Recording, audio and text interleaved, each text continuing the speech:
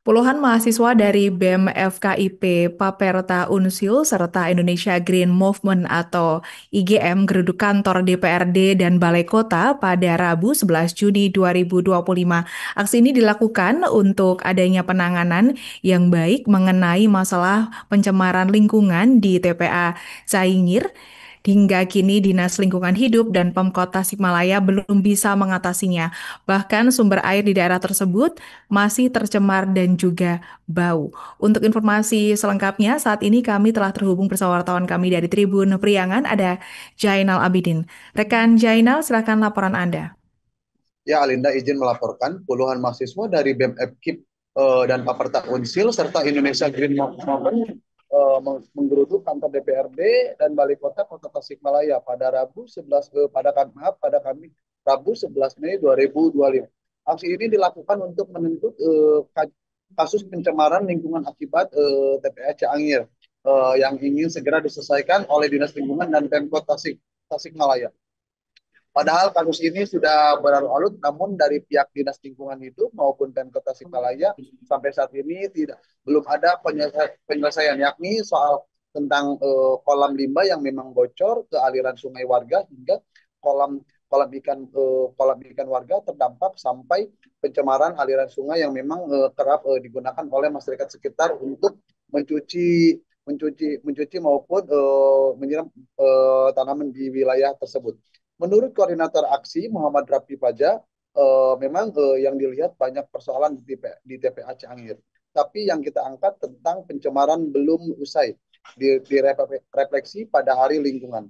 Yang mana persoalan lingkungan ini yakni tentang air lindi yang seharusnya ada filtrasi untuk sampai dibuang ke sungai ini dan tapi tidak sampai sekarang. Selain itu, ada pun pencemaran pengelolaan sampah yang ada di TPA Ciangir itu tidak menggunakan dan tak berlandaskan UU nomor 18 tahun 2008 tentang pengawasan sampah dan masih diangkut kumpul buang. Jadi kondisi ini masih menggunakan metode open dumping. Maka itu akan menjadi potensi pencemaran juga, ungkap Rapi. Selanjutnya, ia juga menyoroti tentang pengelolaan gas metana yang tidak terkelola dan sebetulnya kalau dilihat dari dokumen UKL dan UPL tahun 2012, di izin TPA Ciangir ini masih menggunakan metode yang lama. Yang paling parah lagi bahwa izin lingkungan TPA Ciangir ini masih menggunakan yang lama, yaitu tahun 2012, yang sampai sekarang belum diperbarui dan baru akan direncanakan oleh Pemkot dan Dinas Lingkungan Hidup setempat. Ia pun berpendapat bahwa pemerintah lalai, padahal pencemaran lingkungan sampai keluhan masyarakat sudah terjadi beberapa bulan atau setahun ke belakang. Soal tuntutan total ada 13 poin, tapi yang ditekankan tentang air lindi dan filtrasi serta dokumen AMDAL diperbaharui. Bahkan pengelolaan sampah, masih kata Rabi, yang di TPA harus optimal. Jangan menggunakan open dumping, tapi ke metode lain seperti sanitasi landfill. Tentunya hal tersebut perlu ada kajian, jangan sampai pihak dinas terkait tidak memperhatikan kasus pencemaran lingkungan ini. Namun Rafi menegaskan ada tuntutan lain yang tidak kalah penting, yakni pencopotan Kadis LH yang sampai sekarang kinerjanya buruk karena belum bisa menyelesaikan kasus pencemaran di TPA Ciangir. Kalau kinerja baik, pencemaran lingkungan bisa selesai. Tapi beberapa waktu ke belakang tak pernah selesai, tentunya kinerja Kadis LH dan perangkatnya belum optimal dalam mengatasi lingkungan.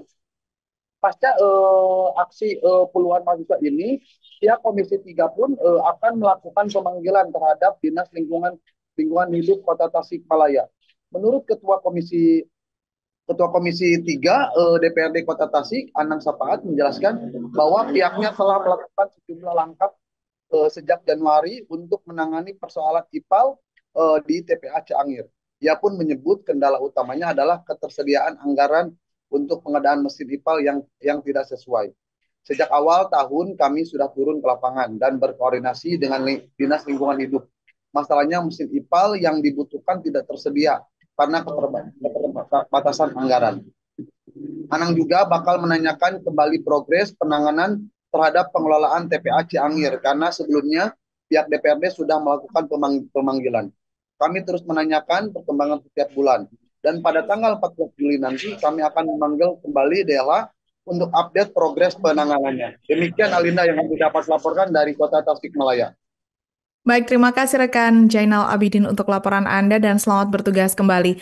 Untuk melengkapi keterangan kami pemirsa, berikut wawancara bersama pihak terkait. Itu banyak sih persoalan sih yang ada di TPA Cianggit gitu ya. Yang kami angkat sekarang adalah pencemaran belum usai di refleksi harian lingkungan hidup. Yang mana ternyata persoalan lingkungan yang pertama saja air lindi yang seharusnya ada filtrasi, ada katakanlah filter untuk sampai nantinya dibuang ke sungai, ini tapi tidak ada sampai sekarang gitu ya. Baru ada perencanaan pembangunan katanya tadi juga, perencanaan untuk adanya filtrasi, itu yang pertama. Yang selanjutnya, pengelolaan sampah yang ada di TPA Cianggit itu tidak menggunakan atau tidak berlandaskan dengan Undang-Undang Nomor 18 Tahun 2008 tentang pengelolaan sampah, masih angkut kumpul buang. Jadi katakanlah masih menggunakan metode open dumping gitu. Maka itu bisa menjadi potensi pencemaran juga. Yang selanjutnya tentang pengolahan gas metana. Gas metana di sana tidak terkelola, bahkan sebetulnya kalau kita lihat di dokumen UKL-UPL tahun 2012 gitu ya, di izin lingkungan TPA Cianggit itu masih menggunakan hal yang lama, gitu, metode yang lama.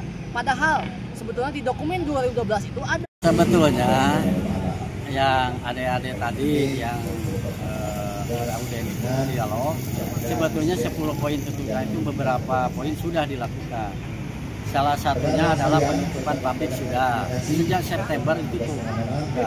Sampai hari ini belum, karena harus melengkapi dulu persyaratan yang dibutuhkan.